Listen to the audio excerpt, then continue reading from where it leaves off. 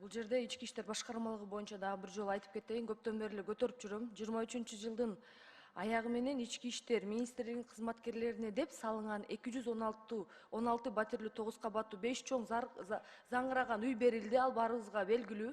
Ошол үйдөн мен берилгендигине аябай таң калып отурам да. 7 баласы бар үй бүлөгө бир бөлмөлүү үй, 1 баласы бар үй бүлөгө 3 бөлмөлүү үй берип атышат. Себеп эмне экенин түшүнбөй атам да. Бул эмне жакшы көрүп же өзүңдүн жакшы көргөн кызматкерлериңе ошентип бөлүп берип, берки тааныбагандардын 7 баласы менен 1 бөлмөлүү менен берип атышат да. Бул эмне дегендик бул? Бул бөлүү мындай кандай түшүнсө болот деп мага деген министрден суранат элем. Кат жүзүндө кандай болбосун же мага келеби түшүндүрүп берсин. Себеби андан дагы булардын 11 үй бүлөнү ыйлаган бирден бир себеби болуп атат. Бизге дейт, итке сөөк таштагандай кылып дейт, ачкычтарыбызды дейт, ошол үйдүн астына таштап кетиптир дейт. Эмне үчүн дейт, лента менен бизди дейт тосуп алган жок дейт.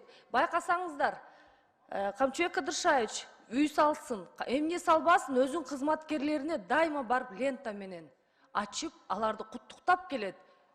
А биздин ички иштер башкармалыгы да андай нерсе жок. Эмнеге биздикилер эмне? Жетим балабы же башка мамлекеттин жарандарыбы?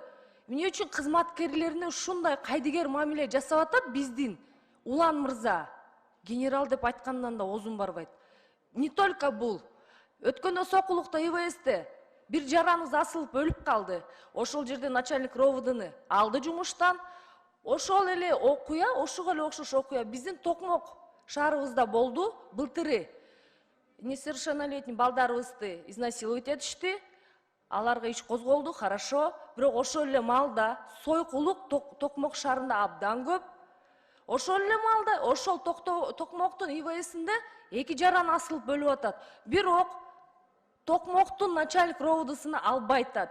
Ал эмне бөлөсү болобу же жакшы көргөн кызматкери болобу? Эмне үчүн биздин министр кызматкерлерге тегиз карабайт? Мага ошол боюнча министр же ким болбосун жооп бергиле. Жана бул министр келгенден бери канчалаган кылмышкерлер көбөйүп атат. Себеби практика жок. Кызматкерлер менен тыгыз иштебейт. Ошол биздин генерал келгенден бери, то есть Улан мырза келгенден бери канчалаган преступность көбөйүп кетти. Мындай статистикада болгон эмес. Ошондуктан айтмакчымын, кечке эле ички иштер башкармалыгына машинаны ала бербестен үй куруп бергиле. Жана ал жерде одоно бузулуп атат. ОВД мыйзамы жана турак жай берүү мыйзамы абдан бузулуп атат. Ошол боюнча кайрылмакмын Генеральный прокуратурага.